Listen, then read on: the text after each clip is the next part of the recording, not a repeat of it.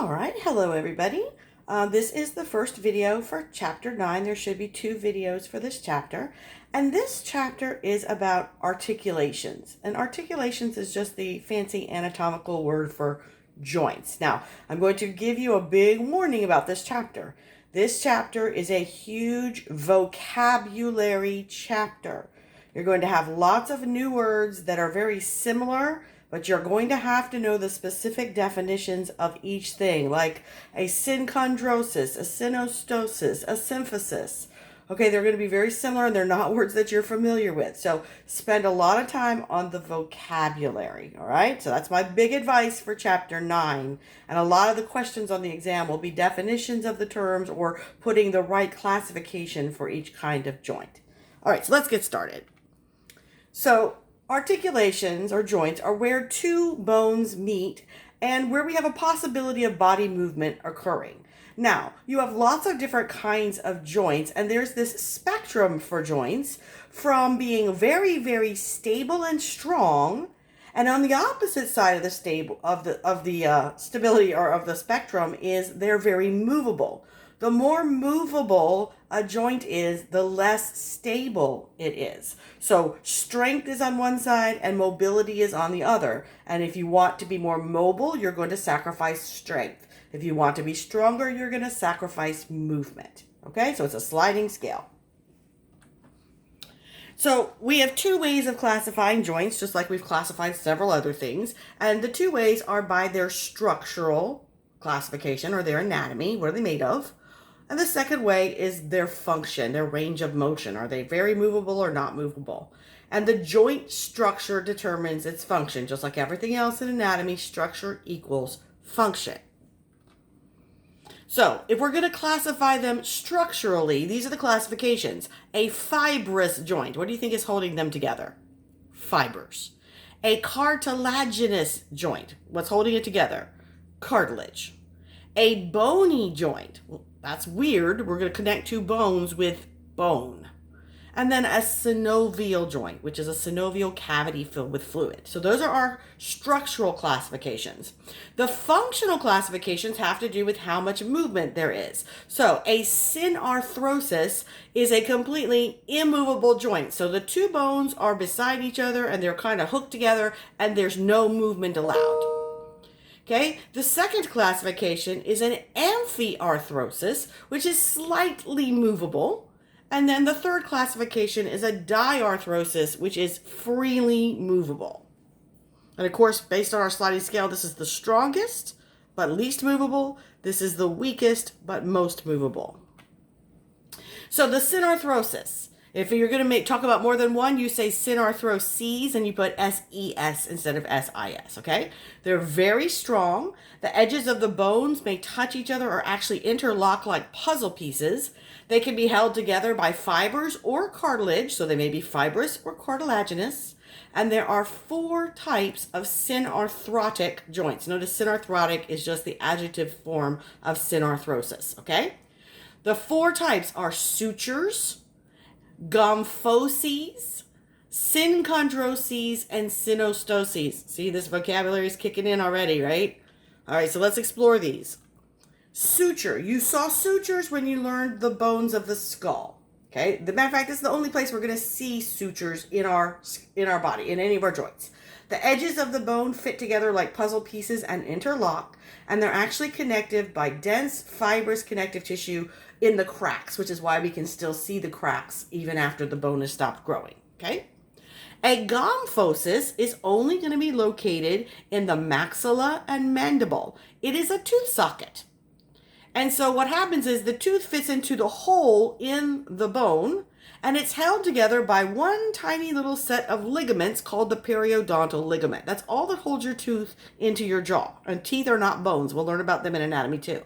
Okay?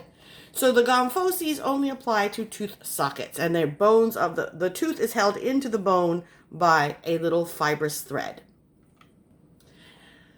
A synchondrosis, remember all of these are types of synarthroses, okay? A synchondrosis has a cartilage bridge between the bones. So We saw when we were looking at the axial skeleton that from the end of each rib up to the sternum, there was a piece of cartilage for the first 7 pairs called the true ribs, right? So that cartilaginous bridge would make the connection between the vertebrosternal rib and the sternum to be synchondrosis. Also, inside the ends of growing long bones, we have the epiphyseal plate, which is epiphyseal cartilage. It technically is a synchondrosis until you finish growing and it solidifies. Okay? A synarthrosis is what happens when 2 bones actually fuse together. For example, when you were growing in your mother's womb, you actually had 2 ossification centers on your forehead, a right and a left. And there was a vertical line between them called the frontal suture, which is why the one that goes across your head, it has to be called the coronal suture. Now, by the time you were born, those 2 individual frontal bones fuse into one solid bone, and there's no longer any line. So you wouldn't see that anymore. You have one single frontal bone. So it's gone by the time you're born. Okay? Also, your epiphyseal line after this cartilage solidifies also become a kind of synarthrosis. Okay, so the next category is an anthy-arthrosis. Now, anthy usually means both, like amphibians live in water and land. So anthy-arthrosis is a little strong and a little mobile, but it's right in the middle of our sliding scale. They can also be made of cartilage or fibers, and there's only 2 kinds of anthy-arthroses. There's a syndesmosis and a symphysis. A syndesmosis are bones that are connected together by a ligament, and a symphysis are bones that are connected together by fibrocartilage. Now, you should have identified a symphysis already when you looked at the pubic symphysis, a little strip of fibrocartilage that's between the 2 pelvic bones and holds the front of your pelvis together, the pubis symphysis. Finally, and this is where we're going to spend most of our time in this chapter, are the synovial joints, which are also called diarthroses. These are the most movable but the weakest of all the types of joints. These usually occur at the ends of long bones, where long bones meet each other or meet like the torso of the body.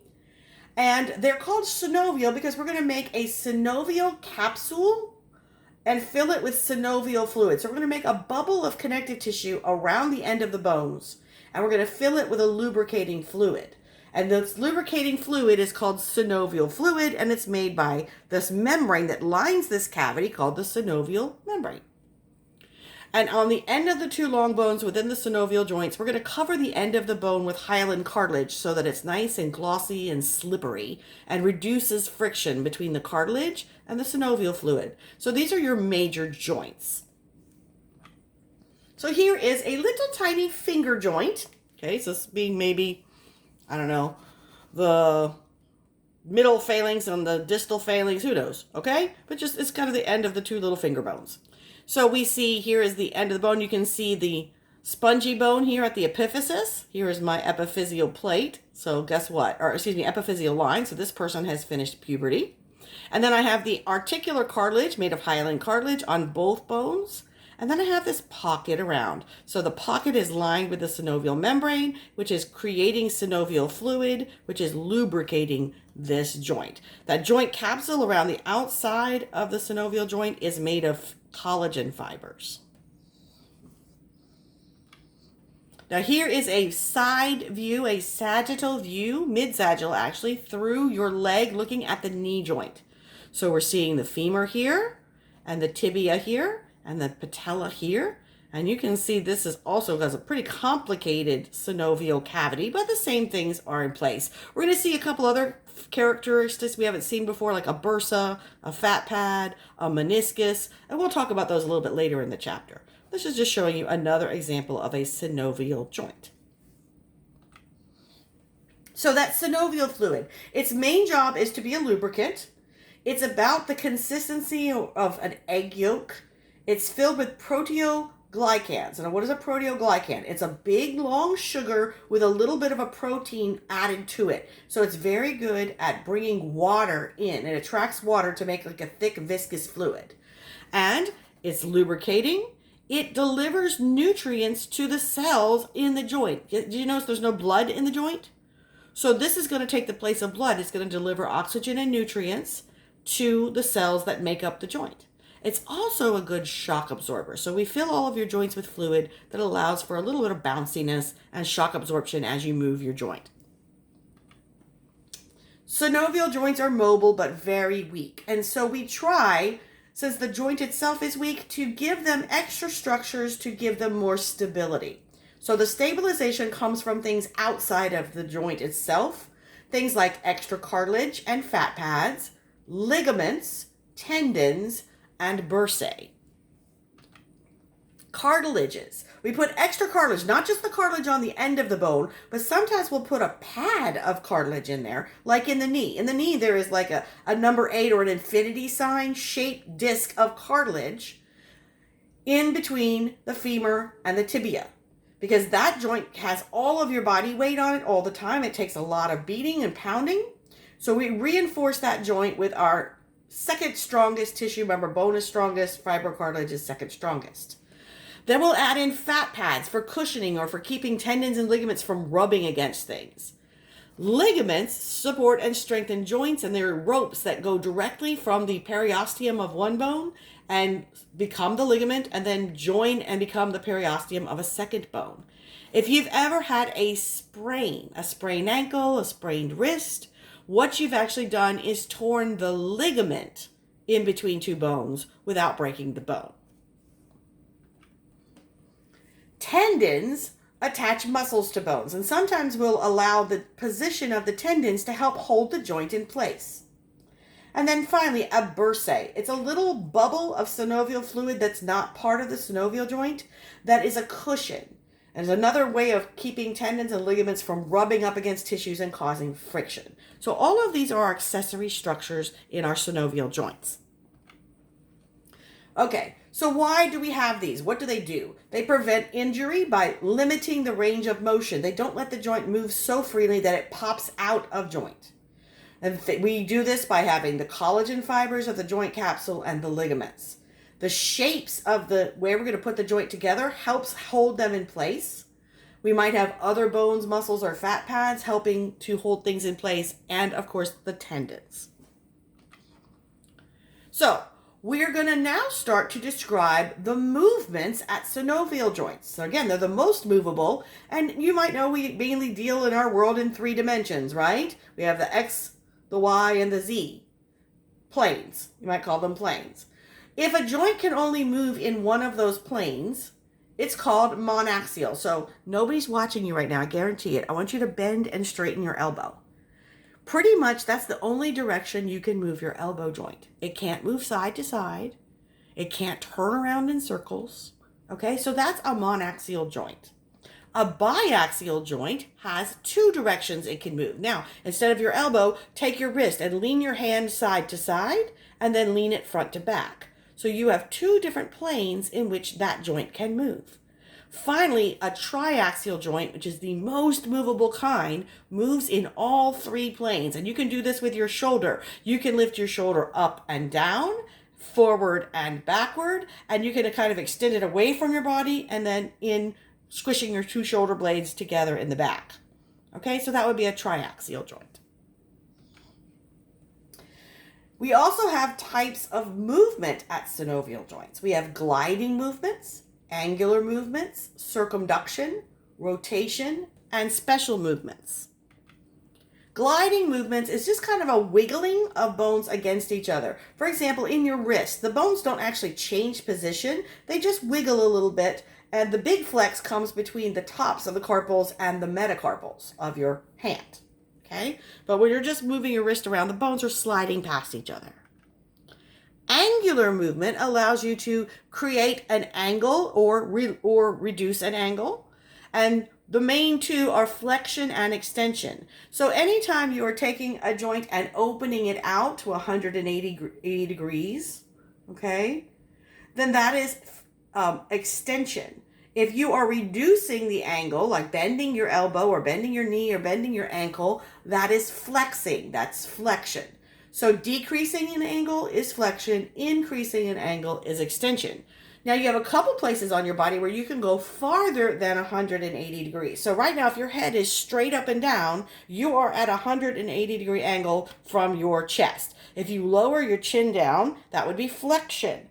And then when you straighten it back up, you've extended. Now, if you lean your head backwards, you have hyperextended. So anytime you can go past 180 degrees, that's called hyperextension. So we're going to see a bunch of funny pictures of people in bathing suits demonstrating these kinds of movements, okay?